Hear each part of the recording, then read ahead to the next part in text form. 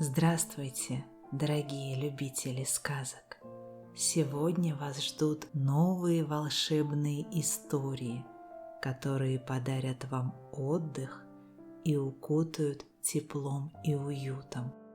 Если вам нравятся мои сказки, не забудьте поставить лайк и подписаться, чтобы не пропустить новые видео.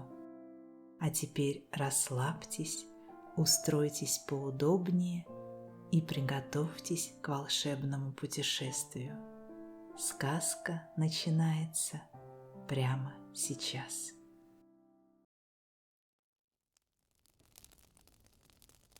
Сказка «Святая ночь». Лишь немногое сохранилось у меня в памяти о моей бабушке. Помню, что она проводила дни, сидя в своей комнате на угловом диване и рассказывая нам сказки. Бабушка рассказывала их с утра до вечера, а мы, дети, тихо сидели возле нее и слушали. Чудесная это была жизнь. Никаким другим детям не жилось так хорошо, как нам. Помню, что у бабушки были красивые, белые, как снег, волосы, что она ходила, совсем сгорбившись, и постоянно вязала чулок. Помню еще, что, кончив рассказывать какую-нибудь сказку, она обыкновенно опускала свою руку мне на голову и говорила: «И все это такая же правда, как то, что мы сейчас видим друг друга». Помню я и то, что она умела петь чудесные песни, но пела она их нечасто. В одной из этих песен речь шла о рыцаре и о морской царевне, и у нее был припев: «Ветер холодный-холодный над морем подул». Помню еще короткую молитву и псалом, которым она меня научила. Обо всех сказках, которые она мне рассказывала, у меня осталось лишь бледное, смутное воспоминание. Только одну из них я помню так хорошо, что могла бы пересказать ее и сейчас. Это маленькая легенда о Рождестве Христовом.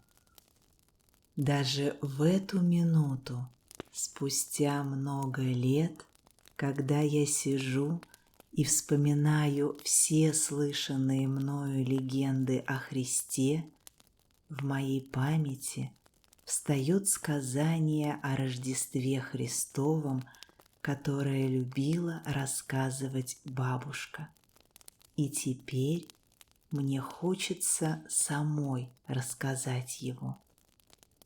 Это было в рождественский сочельник, когда все уехали в церковь, кроме бабушки и меня.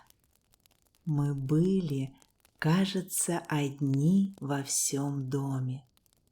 Нас не взяли, потому что одна из нас была слишком мала, другая слишком стара, и обе мы горевали о том, что не можем побывать на торжественной службе и увидеть сияние рождественских огней. И когда мы сидели с ней в одиночестве, бабушка начала свой рассказ. Когда-то в глухую темную ночь один человек вышел на улицу, чтобы раздобыть огня. Он переходил от хижины к хижине, стучась в двери, и просил: «Помогите мне, добрые люди! Моя жена только что родила ребенка, и мне надо развести огонь, чтобы согреть ее и младенца. Но была глубокая ночь, и все люди спали. Никто не откликался на его просьбу. Человек шел все дальше и дальше. Наконец, он заметил вдали мерцающее пламя.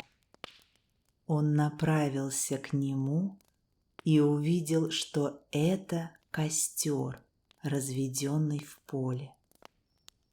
Множество белых овец спало вокруг костра, а старый пастух сидел и стерег свое стадо.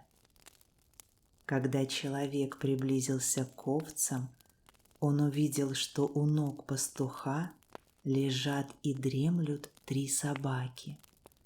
При его приближении все 3 проснулись и оскалили свои широкие пасти, точно собираясь залаять, но не издали ни единого звука.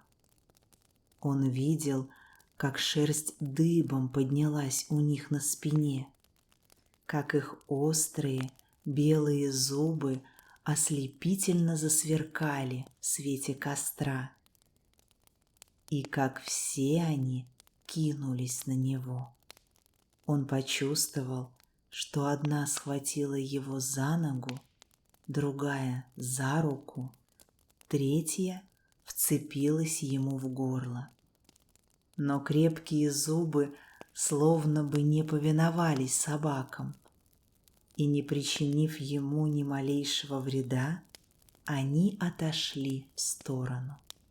Человек хотел пойти дальше, но овцы лежали так тесно, прижавшись друг к другу, спина к спине, что он не мог пробраться между ними. Тогда он прямо по их спинам пошел вперед, к костру, и ни одна овца не проснулась и не пошевелилась. До сих пор бабушка вела рассказ, не останавливаясь, но тут я не могла удержаться, чтобы ее не перебить. Отчего же, бабушка, они продолжали спокойно лежать? Ведь они так пугливы, спросила я. Это ты скоро узнаешь, сказала бабушка и продолжала свое повествование. Когда человек подошел достаточно близко к огню, пастух поднял голову. Это был угрюмый старик, грубый и неприветливый со всеми. И когда он увидел, что к нему приближается незнакомец, он схватил длинный остроконечный посох, с которым всегда ходил за стадом, и бросил в него. И посох со свистом полетел прямо в незнакомца, но, не ударив его, отклонился в сторону и пролетел мимо, на другой конец поля. Когда бабушка дошла до этого места, я снова прервала ее. Отчего же посох не попал в этого человека? Но бабушка ничего не ответила мне и продолжала свой рассказ. Человек подошел тогда к пастуху и сказал ему: «Друг, помоги мне, дай мне огня. Моя жена только что родила ребенка, и мне надо развести огонь, чтобы согреть ее и младенца». Старик предпочел бы ответить отказом, но когда он вспомнил, что собаки не смогли укусить этого человека, овцы не разбежались от него, и посох, не задев его, пролетел мимо, ему стало не по себе, и он не посмел отказать ему в просьбе. «Бери, сколько тебе нужно», — сказал пастух. Но костер уже почти догорел, и вокруг не оставалось больше ни поленьев, ни сучьев. Лежала только большая куча жару. У незнакомца же не было ни лопаты, ни совка, чтобы взять себе красных угольков. Увидев это, пастух снова предложил: «Бери, сколько тебе нужно», и радовался при мысли, что человек не может унести с собой огня. Но тот наклонился, выбрал себе горстку углей голыми руками и положил их в полу своей одежды. И угли не обожгли ему руки, когда он брал их, и не прожгли его одежды. Он понес их, словно это были яблоки или орехи. Тут я в третий раз перебила рассказчицу. «Бабушка, отчего угольки не обожгли его?» «Потом все узнаешь», — сказала бабушка и стала рассказывать дальше. Когда злой и сердитый пастух увидел все это, он очень удивился. Что это за ночь такая, в которую собаки кроткие, как овечки, овцы не ведают страха, посох не убивает и огонь не жжет? Он окликнул незнакомца и спросил его: «Что это за ночь такая? И отчего все животные и вещи так милостивы к тебе?»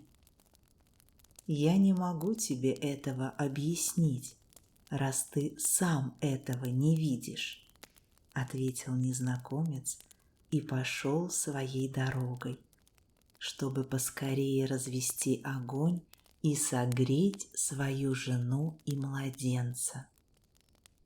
Пастух решил не терять этого человека из виду, пока ему не станет ясно, что все это значит. Он встал и пошел следом за ним до самого его обиталища. И пастух увидел, что у незнакомца нет даже хижины для жилья, что жена его и новорожденный младенец лежат в горной пещере, где нет ничего, кроме холодных каменных стен. Пастух подумал, что бедный невинный младенец может насмерть замерзнуть в этой пещере, и хотя он был суровым человеком, он растрогался до глубины души и решил помочь малютке.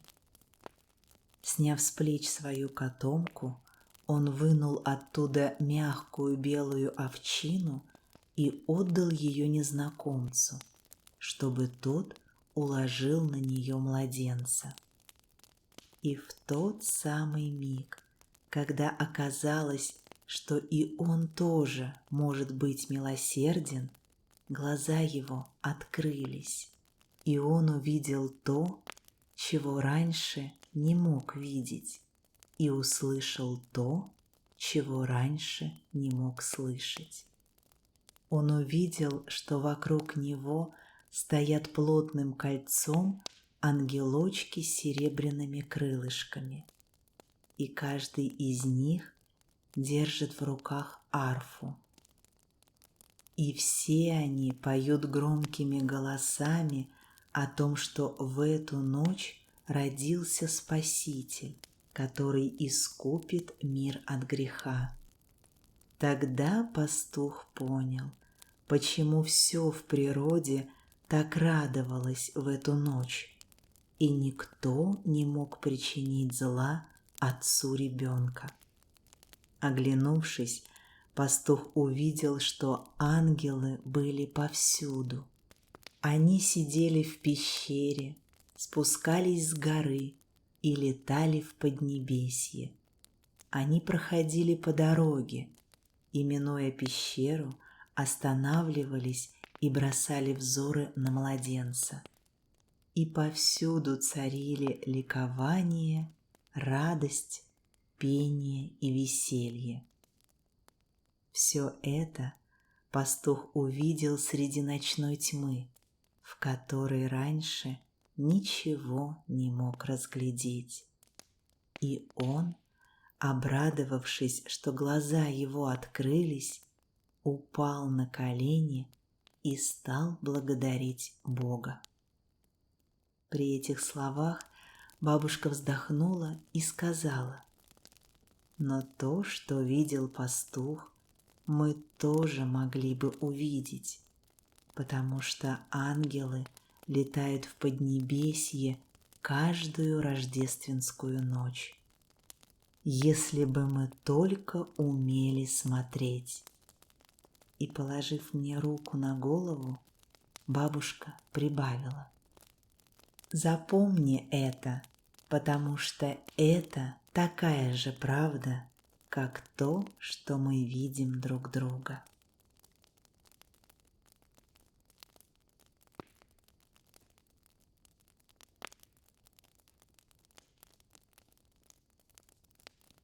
Сказка «Рождественский гость».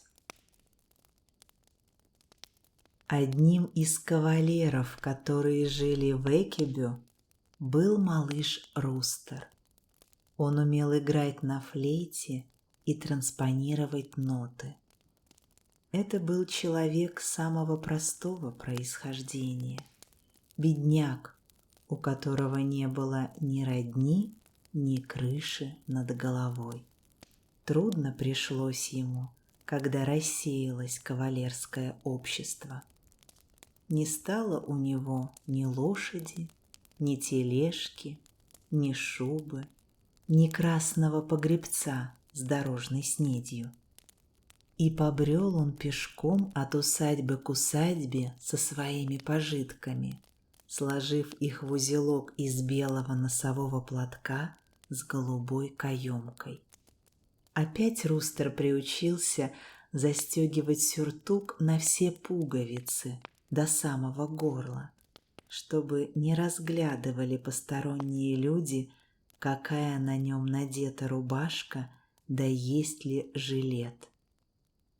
В просторные карманы он складывал все самое драгоценное из своего достояния: разобранную на части флейту, плоскую дорожную фляжку и нотное перо. Он знал ремесло нотного переписчика и в прежние времена без труда нашел бы себе работу, да на его беду свет переменился. Год от году в Вермланде все меньше музицировали, и вот уже гитара на истлевшей ленте и валторна с выцветшей кисточкой на шнурке отправились вместе с ненужным хламом на чердак, где уже давно пылились продолговатые, окованные железом футляры для скрипок. И чем реже Рустеру приходилось брать в руки перо или флейту, тем чаще он вспоминал про фляжку и в конце концов стал горьким пьяницей. Не повезло ему, бедняге. Ради старой дружбы его еще принимали в окрестных усадьбах, но встречали, скрипя сердце, а провожали с радостью.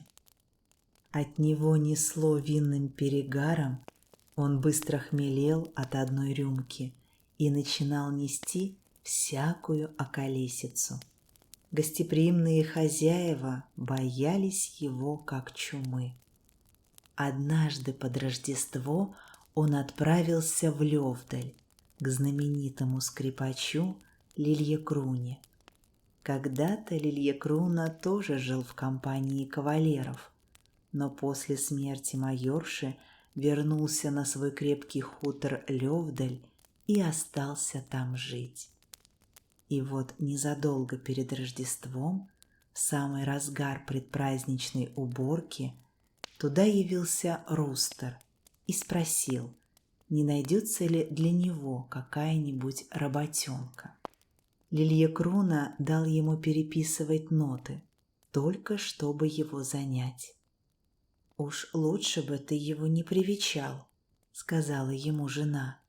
«Теперь он нарочно проковыряется подольше, и нам придется оставить его у себя на Рождество.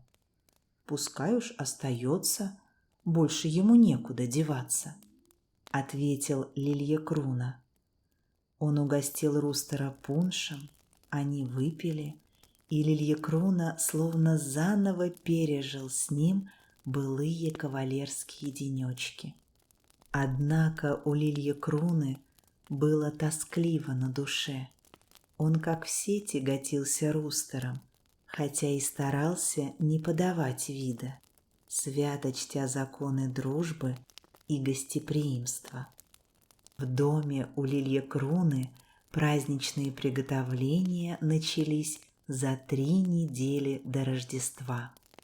Хлопот было много, и все домашние трудились, не покладая рук. Ходили с красными глазами от того, что и поздней ночью работали при свечах и при лучине. Подолгу мерзли в пивоварне и холодном сарае, пока солили мясо и варили пиво.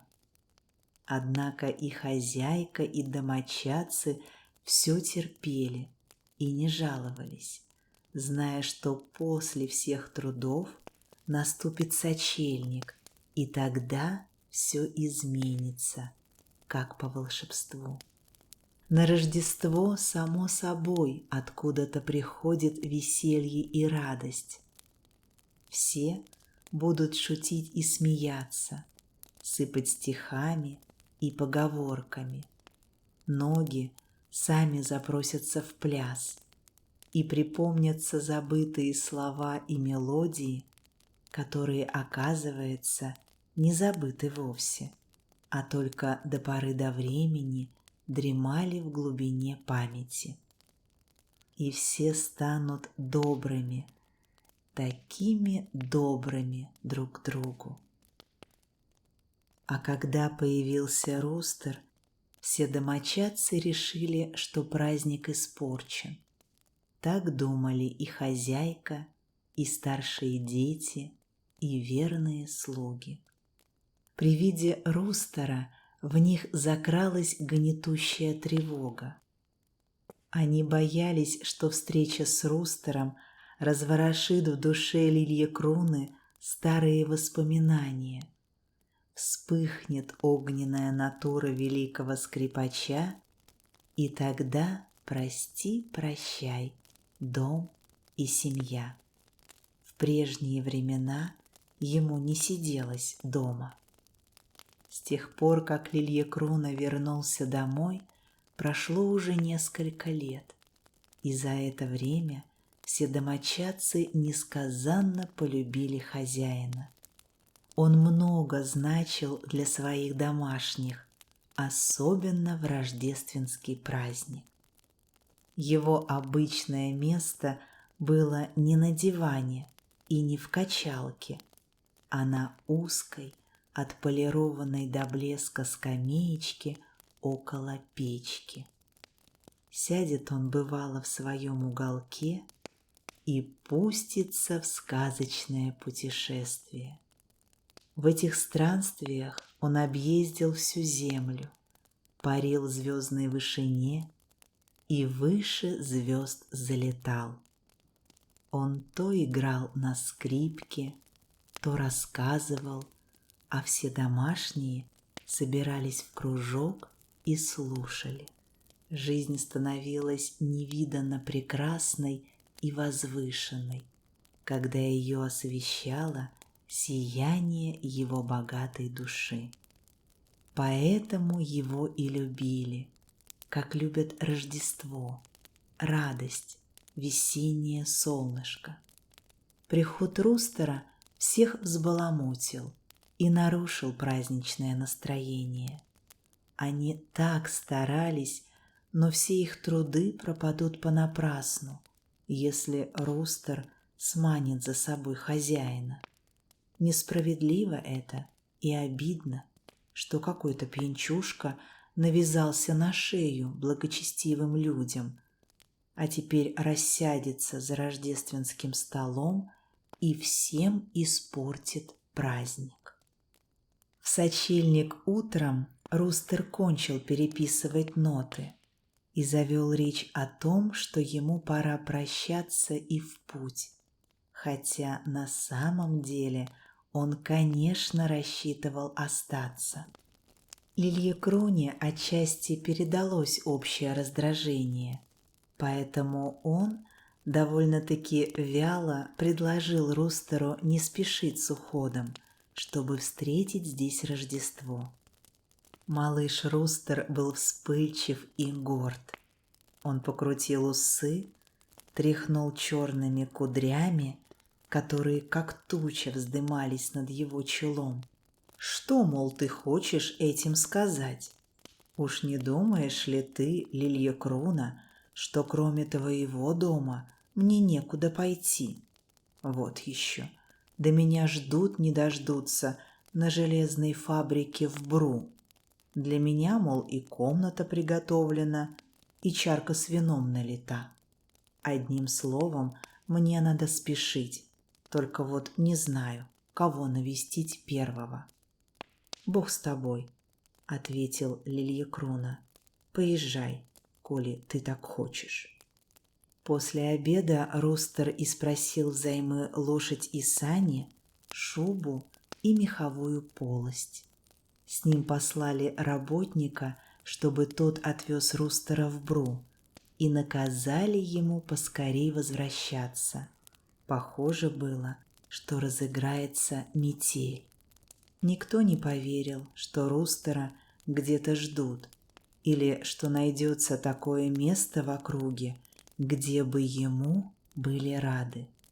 Однако всем так хотелось поскорее от него отделаться, что никто не признался перед собой в этих мыслях.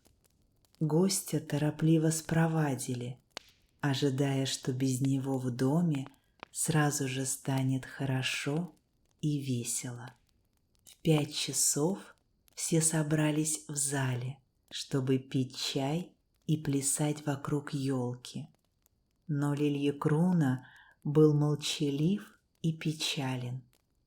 Он не садился на волшебную скамейку, не притронулся ни к чаю, ни к пуншу, не сыграл им польку, отговорившись тем, что будто бы неисправна скрипка, а кому охота плясать и веселиться, те пускай, мол, обходятся сами. Тут уж и хозяйка встревожилась, и дети расстроились, и все в доме пошло вразброд. Грустное получилось Рождество. Молочная каша свернулась, свеча зачадила, из печи повалил дым, за окном поднялся ветер, разыгралась вьюга и со двора потянуло ледяным холодом. Работник, которого послали отвозить рустера, не возвращался. Домоуправительница плакала, а служанки перессорились. А тут еще Лильекруна вспомнил, что забыли выставить рождественский сноп для воробьев, и начал ворчать на женщин, что вот, дескать, старые обычаи позабыты. Все бы вам только модничать, а сердечной доброты ни в ком не осталось.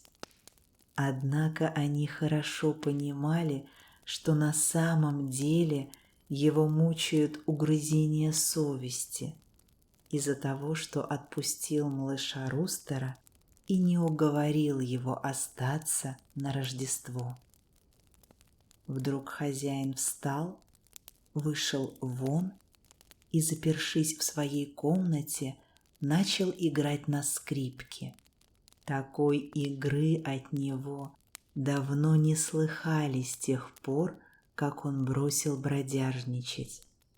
В музыке звучала злость и насмешка, страстный порыв и мятежная тоска. Вы думали посадить меня на цепь, а мне не страшны ваши оковы. Вы думали принизить меня до вашей мелочности, а я вырвался от вас на волю, на простор. Эй вы, скучные серые людишки, рабские душонки, попробуйте меня поймать, если сможете угнаться. Послушав скрипку, жена сказала: завтра он убежит, и ничто его не остановит, кроме Божьего чуда. Вот из-за нашего плохого гостеприимства мы сами накликали беду, которой боялись. А малыш Рустер тем временем все ехал куда-то сквозь метель.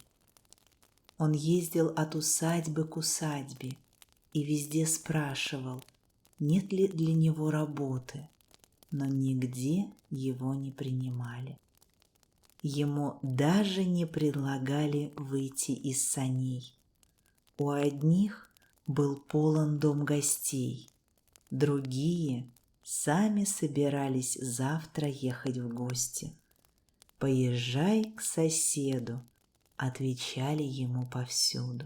Его даже звали пожить несколько дней и поработать, но только потом, после Рождества. Сочельник бывает раз в году, и дети с самой осени ждали праздника. Разве можно посадить за праздничный стол рядом с детьми такого человека?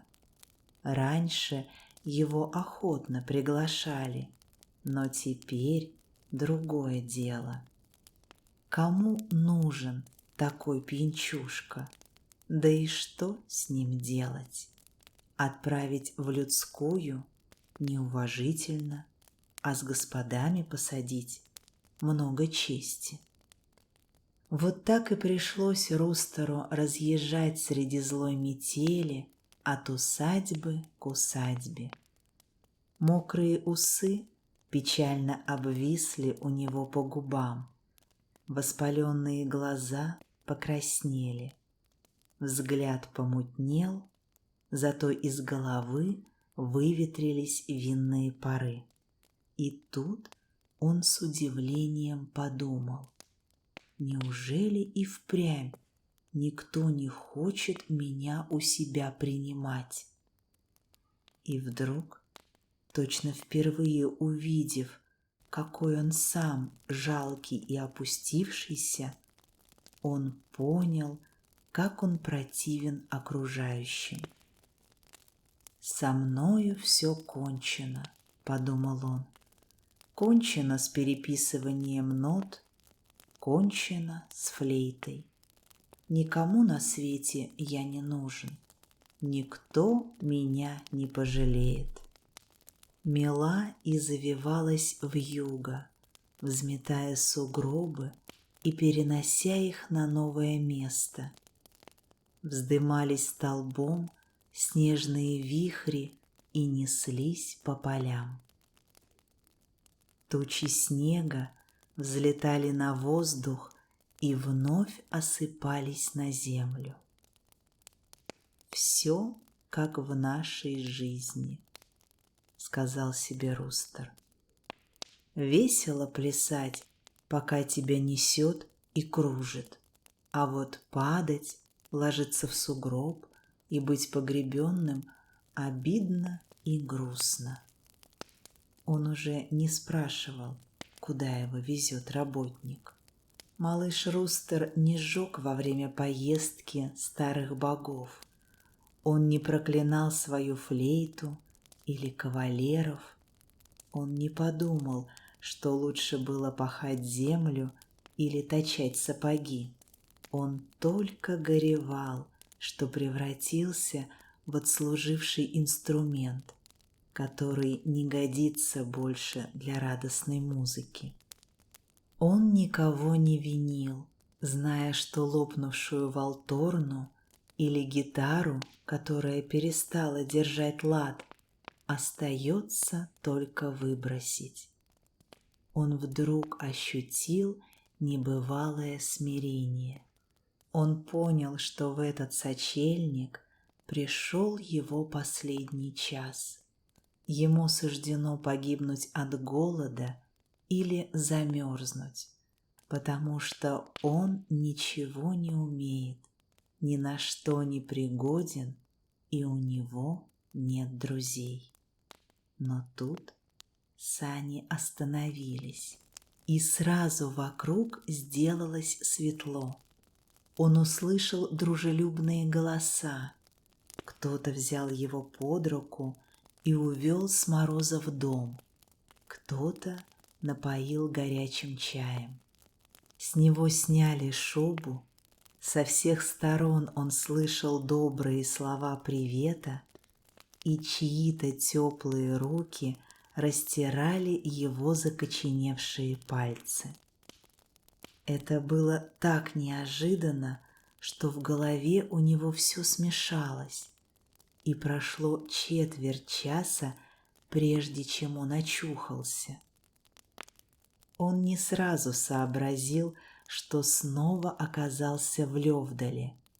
Он даже не заметил, когда работник, которому надоело таскаться по дорогам в метель и стужу, повернул назад и поехал домой. Рустер не мог понять, отчего ему вдруг оказали такой ласковый прием у Лильекруны.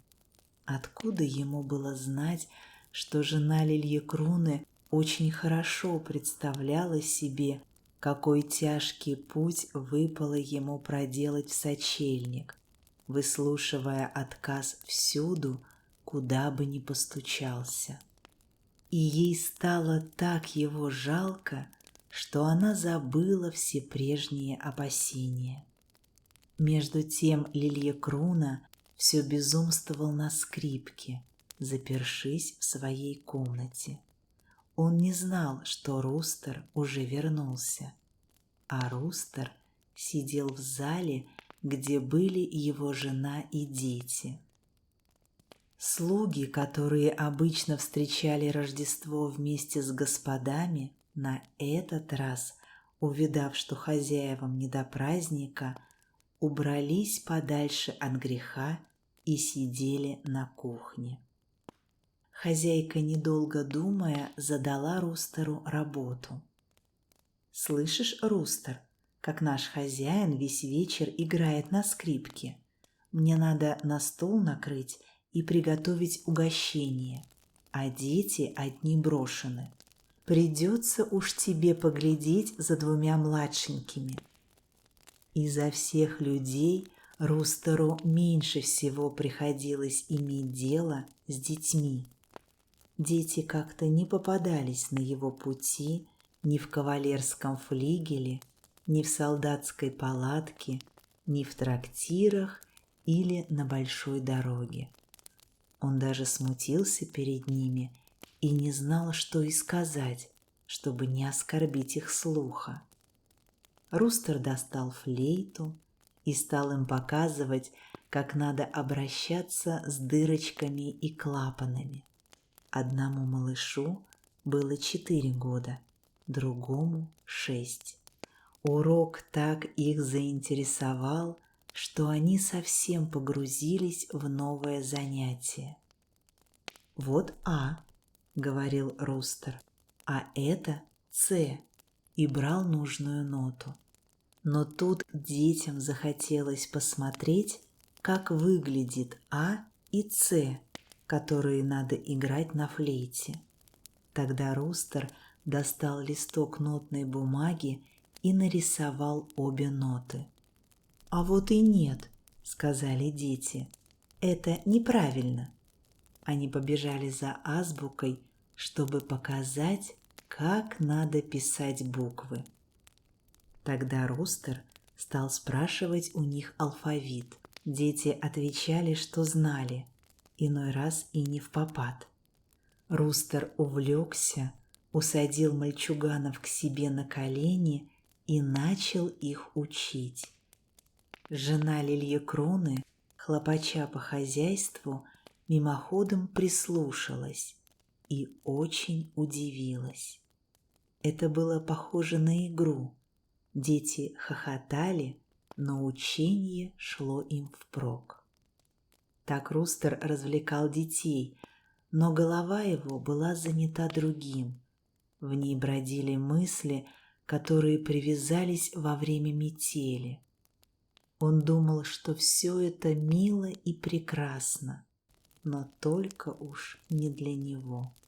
Его, как старую рвань, пора выбросить на свалку.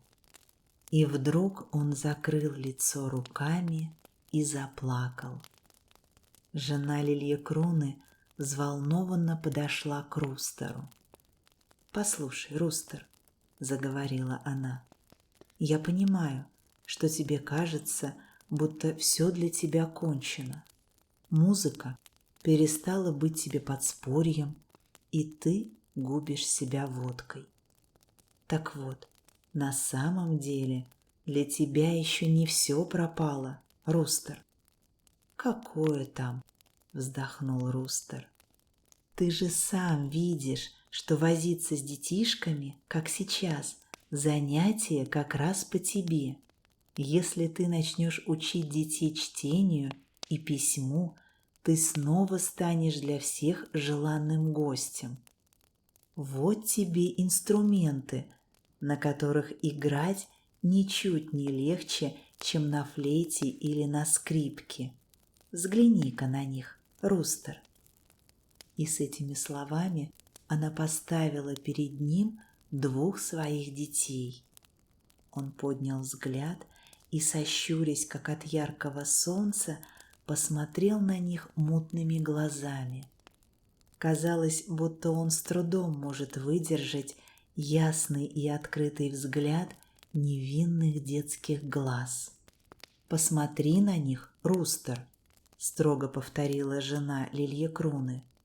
«Я не смею», — ответил Рустер, пораженный ослепительным сиянием непорочной души, которая светилась в прекрасных детских глазах. И тут жена Лильекруны рассмеялась звонко и радостно. «Придется тебе к ним привыкать, Рустер.